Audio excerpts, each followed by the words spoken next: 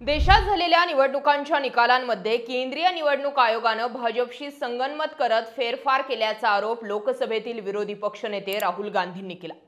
यावेळचा twist असा आहे की भाजपला यावेळी राहुल गांधींना थोपवणं जमेना। राहुल गांधी दिवसेंदिवस भाजपवर भारी पडतात। भाजपला घोडे लागतील असे अनेक विषय आहेत। स्टेप बाय स्टेप समजून घेऊयात। सुरुवात महाराष्ट्रातील लोकसभा निवडणुकीपासून करूयात। लोकसभेत भाजपने 28 पैकी 9 जागा जिंकल्या। शिवसेना शिंदे गटाने 15 पैकी 7 जागा जिंकल्या। राष्ट्रवादी अजित पवार गटाने 4 पैकी 1 जागा जिंकली। ठाकरे गटाने 21 पैकी 9 जागा जिंकल्या।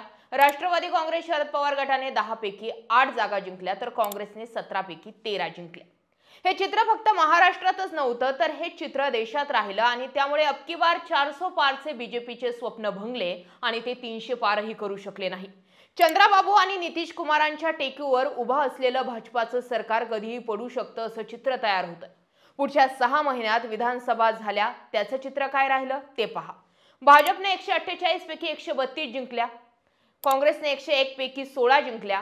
ठाकरे गटाने 96 पैकी 20 जिंकल्या। शिवसेना शिंदे गटाने 81 पैकी 57 जिंकल्या तर शरद पवार गटाने 86 जागा लढवून 10 जागा जिंकल्या तर अजित पवार गटाने 51 जागा लढवल्या त्यापैकी 41 जिंकल्या। इथून जुमला झाला ह्या चर्चा सुरू झाल्या। लोकसभेत महाराष्ट्रात 20 जागा मिळू न शकणारी महायुती विधानसभेला 230 पार पोहोचली। मतांचे घोळ झाले, ईव्हीएम मॅनेज केली, फेर मतमोजणीसाठी अर्ज पडू लागले, सुप्रीम कोर्टात सुनावणी होऊ लागली, मात्र अपयश पचवता येईना म्हणून ही उठाठेव आहे हे सांगून सत्ताधाऱ्यांनी विषय गुंडाळला तो आजतागायत। पण मग त्यानंतर पुन्हा पुढच्या निवडणुका समोर आल्या, स्थानिक स्वराज संस्थांच्या निवडणुका, आणि निवडणूक आयोगाने पुन्हा खेळ सुरू केला। कसा ते समजून घ्या।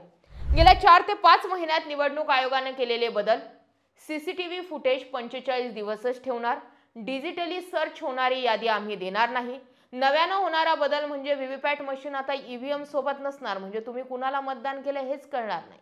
हे 3 मोठे बदल लोकशाहीला धक्का देणारे ठरले आणि तिथून पुढे सुरू झाला राहुल गांधींचा झंझावात। राहुल गांधींनी सर्वोच्च न्यायालयात न जाता जनतेच्या कोर्टात येत पुराव्यानिशी आरोप सुरू केले। मोदींच्या विरोधातील उमेदवाराला फॉर्म भरून न देणं, निवडणूक आयोगाने भडकाऊ भाषणांमुळे बाळासाहेब ठाकरेंना 6 वर्ष मतदानाला बंदी घातली होती। आजच्या डेटला धार्मिक भडकाऊ भाषण करण्यामध्ये 1 नंबरला मोदी, 2 नंबरला योगी आणि 3 नंबरला शहा आहेत। मात्र इथे ना त्यांना नोटीस दिली गेली ना त्यांच्या निवडणुकीवर बंदी घालण्यात आली।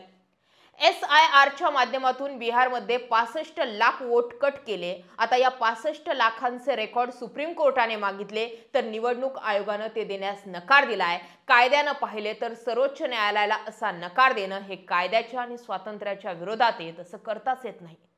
शरद पवारांनी आपल्याकडे 2 माणसं आली होती ज्यांनी तुम्हाला 160 जागा तुम्हाला आम्ही निवडून आणून देतो अशी ऑफर दिली असं म्हणणं आहे। मतदार यादीतील तुम्हाला न पडणारी 10,000 मतं वगळण्याची बच्चू कडूंना दिलेली ऑफर, रणजित कासलेनं मतदानाच्या आदल्या दिवशी 10 लाख रुपये अकाउंटवर आले आणि अट अशी की ईव्हीएम पासून दूर राहण्याची असा गौप्यस्फोट केला। निवडणूक आयोगाने डिजिटल यादी न देणं, सीसीटीव्ही फुटेज 45 दिवसात डिलीट करण्याचा निर्णय घेणं हे संकेत आहेत ईव्हीएम स्कॅमचे। राहुल गांधी यांनी पत्रकार परिषदेच्या सुरुवातीलाच असं म्हटलं की कोणत्याही सरकारला अँटी इन्कम्बन्सीचा सामना करावा लागतो, मात्र एक्झिट पोलचे कल खोटे ठरवत आणि अँटी इन्कम्बन्सी दिसत असून सुद्धा अनेकदा भाजपच विजयी होत असल्याचा एक पॅटर्न दिसतो। त्यामुळे विरोधकांना निवडणुकीच्या एकंदर प्रक्रियेवर शंका होती पण ठोस पुरावे नव्हते। मात्र हरियाणा आणि महाराष्ट्र विधानसभा निवडणुकीतील आश्चर्यकारक निकालानंतर या शंका आणखी बळकट झाल्याचं राहुल गांधींनी म्हटलं। हा दावा करताना त्यांनी पुरावेही सादर केलेत। शिवाय काही उदाहरणं देत लोकशाही विरोधातलं कट कारस्थान कसं उघड पडलंय यावरती सुद्धा टीका केली आहे। राहुल गांधींनी आतापर्यंतचे सर्वात मोठे 10 आरोप केलेत। 1. निवडणुकीचं वेळापत्रक ठरवून नियंत्रित केलं जात असल्याचा आरोप। काँग्रेस नेते राहुल गांधी यांनी केलेला पहिला आरोप आहे तो म्हणजे निवडणुकीच्या वेळापत्रकासंदर्भातला। हा आरोप करताना त्यांनी म्हटलंय की भारतात एक काळ असा होता की जेव्हा ईव्हीएम मशीन नसताना सगळा देश एका वेळी मतपत्रिकेवर मतदान करायचा, पण आत्ताच्या काळात महिनोन-महिने मतदानाची प्रक्रिया चालते। मतदानाचे इतके टप्पे का केले जातात यावरून साशंकता निर्माण होते। बरेचदा अचानकच निवडणुकीचं वेळापत्रक बदललं जातं। हे सगळं निवडणूक नियंत्रित करण्यासाठी केलं जातं। दुसरा आरोप, मतचोरी केली जात असल्याचा सगळ्यात मोठा आरोप। राहुल गांधींनी केलेला हा सगळ्यात मोठा आरोप आहे। महाराष्ट्राची विधानसभा निवडणुकीचा निकाल लागल्यानंतर मोठ्या प्रमाणावर होत असलेल्या मतचोरीचा संशय अधिकच बळकट झालाय असं राहुल गांधींनी म्हटलंय। याला पुष्टी देण्यासाठी ते 3 मुद्दे पुढे करतात। 1. 5 वर्षात जितके नवे मतदार जोडले गेले नाहीत तितके 5 महिन्यात जोडण्यात कसे आले। 2. संपूर्ण प्रौढ लोकसंख्येपेक्षा जास्त मतदार मतदानाच्या दिवशी सायंकाळी 5 नंतर अचानकच मतटक्क्यात मोठ्या प्रमाणावर कशी वाढ झाली। तिसरा आरोप आहे निवडणूक आयोगाकडून पुरावे देण्यास टाळाटाळ आणि पुरावे नष्ट करण्याचे काम। राहुल गांधींनी आपल्या संपूर्ण पत्रकार परिषदेत निवडणूक आयोगाला धारेवर धरल्याचं दिसून आलंय। त्यांनी केलेला हा एक अत्यंत महत्त्वाचा आरोप आहे। त्यांनी म्हटलंय की निवडणूक आयोग मतदार संदर्भातील रेकॉर्ड्सच देण्यासाठी टाळाटाळ करतोय, तसेच मतदानाच्या सीसीटीव्ही फुटेज सारखे पुरावे नष्ट करण्याचं काम निवडणूक आयोगाकडून केलं जातंय। हा आरोप करताना ते 2 प्रश्न विचारतात। 1. निवडणूक आयोग डिजिटल मतदान यादी देण्यास नकार का देतो। 2.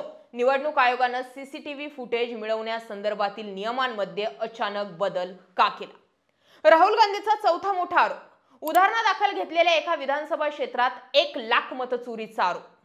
वरील सर्व आरोप सिद्ध करण्यासाठी राहुल गांधी यांनी जिंकण्याची शक्यता असलेल्या एका लोकसभा मतदारसंघातील एका विधानसभेचं उदाहरण दिलंय।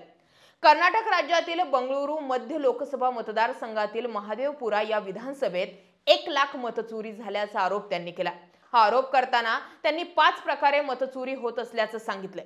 यामध्ये डुप्लिकेट मतदार, खोटे आणि अवैध पत्ते असलेले मतदार, एकाच पत्त्यावर भरमसाठ मतदारांची नोंद, अवैध फोटो आणि फॉर्म 6 चा गैरवापर असलेले मतदार अशा 5 माध्यमातून मतचोरी होत असल्याचा आरोप केला। 5वा मुद्दा, डुप्लिकेट मतदार। वानगी दाखल घेतलेल्या एका महादेवपुरा या विधानसभा मतदारसंघात 11,956 मते ही डुप्लिकेट मतदारांच्या माध्यमातून चोरली असल्याचा आरोप राहुल गांधी करतात। याचा अर्थ असा आहे की एकच मतदार याद्यांमध्ये वेगवेगळ्या बूथ नंबरवरती अनेकदा येतो असं ते सांगतात। यासाठी त्यांनी काही उदाहरणंही सादर केली।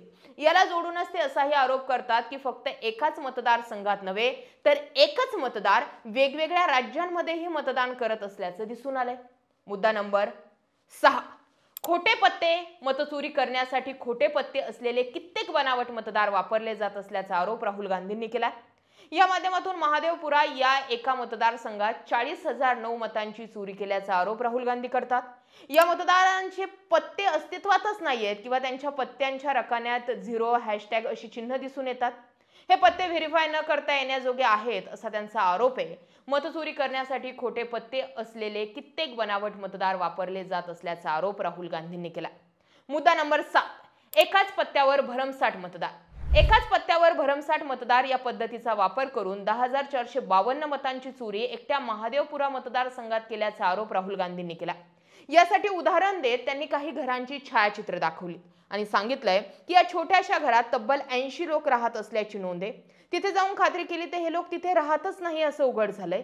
याच आरोपासाठी आणखी एक पुरावा म्हणून ते सांगतात की एखाद्या व्यावसायिक जागेवर भरमसाठ मतदार राहत असल्याची नोंद आहे। यासाठी एका दारूभट्टीचं उदाहरण त्यांनी दिलंय। इथे 68 लोक राहत असल्याची नोंद आहे असं सांगितलं जातंय। 8वा आरोप, अवैध फोटो मतदार।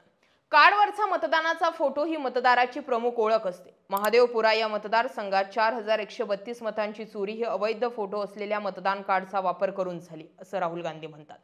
यामध्ये काही ठिकाणी इतके लहान फोटो आहेत की ते दिसतच नाहीत, तर काही ठिकाणी फोटोच नाहीत। 9वा आरोप, फॉर्म 6 चा गैरवापर। नव्या मतदारांना मतदान प्रक्रियेत जोडून घेण्यासाठी फॉर्म 6 चा वापर केला जातो। या फॉर्म 6 चा मोठ्या प्रमाणावरती गैरवापर होत असल्याचा आरोप सुद्धा राहुल गांधींनी केला। त्यासाठी ते महादेवपुरा मतदारसंघातील शकुन राणी या 70 वर्षीय वृद्ध महिलेचं उदाहरण देतात। त्यांची नोंदणी नव्या मतदार म्हणून 2दा करण्यात आली असल्याचं ते दाखवून देतात। शिवाय या दोन्ही शकुन राणी यांनी मतदानही केलं असल्याचा दावा ते करतात। मात्र हे उघड होऊ नये म्हणूनच निवडणूक आयोगाला मतदानाचे सीसीटीव्ही फुटेज नष्ट करायचे आहेत असा आरोप ते करतात। 10वा, मतचोरी करून भाजपनं लोकसभा निवडणूक जिंकली। राहुल गांधींनी वरील सर्व आरोप केल्यानंतर असा दावा केलाय की ही मतचोरीची पद्धत आहे, यामध्ये एक पॅटर्न आहे। हे फक्त एका मतदारसंघात नव्हे तर अनेक ठिकाणी घडलंय। निवडणूक आयोग भाजपशी हातमिळवणी करून मतचोरी प्रक्रिया पार पाडत आहे आणि भाजपला जिंकून देण्यासाठी मदत करत आहे असा आरोप त्यांनी केलेला आहे। राहुल गांधी सांगतात की भाजपनं 2024च्या लोकसभा निवडणुकीमध्ये 25 मतदारसंघातील निवडणूक 33,000 मतांच्या फरकाने जिंकल्यात आणि सत्तेत राहण्यासाठीही नरेंद्र मोदींना फक्त 25 जागांची गरज होती। याच कारणास्तव निवडणूक आयोग आम्हाला डिजिटल मतदार यादी देत नाहीये असा आरोप ते करतात। या मतचोरीच्या माध्यमातून लोकशाही उद्ध्वस्त केली जात आहे असंही त्यांनी म्हटलंय। दरम्यान या सगळ्या घटनांनंतर निवडणूक आयोगाबद्दल सुद्धा काही प्रश्न उपस्थित होतात जे विचारले गेले पाहिजे। निवडणुकीचं वेळापत्रक काही महिन्यांमध्ये का विखुरलं जातं? टप्प्याटप्प्यांमध्ये ही प्रक्रिया का पार पाडली जात नाही? काही वेळा निवडणुकीचं वेळापत्रक अचानक का बदललं जातं? 1. 2. मतदारांच्या संख्येत अचानकच भरमसाठ वाढ का झाली? उदाहरणार्थ महाराष्ट्रात 5 वर्षात जितके मतदार वाढले नाहीत तितके विधानसभा निवडणुकीच्या आधी 5 महिन्यात कसे काय वाढले? 3. निवडणूक आयोग डिजिटल मतदार यादी देण्यास नकार का देतं? ज्या याद्या पुरवण्यात आल्यात त्या मशीन रिडेबल का नव्हत्या? 4. जर निवडणूक आयोगाकडे डिजिटल डेटा असेल तर ते स्वतः डुप्लिकेट मतदार आणि बनावट पत्तेही शोधू शकतात। त्यांनी आजवर हे काम का नाही केलं? नवीन मतदारांसाठी असलेल्या फॉर्म 6चा वापर वयाच्या 70तल्या लोकांकडून कसा केला जाऊ शकतो आणि तोही एका वर्षातून 2दा? शिवाय या एकाच व्यक्तीकडून 2दा मतदान कसं काय होऊ शकतं? हे आहेत 5 प्रश्न निवडणूक आयोगासाठी। ज्यावेळी देशाचा विरोधी पक्षनेता असलेला व्यक्ती निवडणूक आयोगावरती प्रश्न उपस्थित करतो, आरोप करतो आणि पारदर्शकता मागतो, त्यावेळी निवडणूक आयोग हे तुम्ही सगळे शपथपत्रावर लिहून द्या असं उत्तर देतं। यातून दिसून येतो हा जुमला। सुप्रीम कोर्टाचा हस्तक्षेप वाढलाय, निवडणूक आयोगावरती दबाव वाढलाय, राहुल गांधींनी पुराव्यासहित मांडलंय। एक तर फेरफार झाली पाहिजे, एक तर खरं काय ते स्पष्ट झालं पाहिजे, नाहीतर मग निवडणूक आयोगच बरखास्त केलं पाहिजे असे एक ना अनेक मागण्या होऊ लागल्यात। आणि त्यामुळे जर राहुल गांधी उचलतात तो मुद्दा जर शेवटपर्यंत तडीस गेला तर एकतर राज्यात नव्हे तर देशात फेरनिवडणुका होऊ शकतात आणि त्यातल्या त्यात अनेक निर्णय, अनेक हालचाली घडू शकतात। मुद्दा पटलाय, विषय पटलाय, जास्तीत जास्त लोकांपर्यंत शेअर करा, आपलं चॅनल आवर्जून सबस्क्राइब करा, तुमचं मत कमेंट करायला विसरू नका। जय महाराष्ट्र।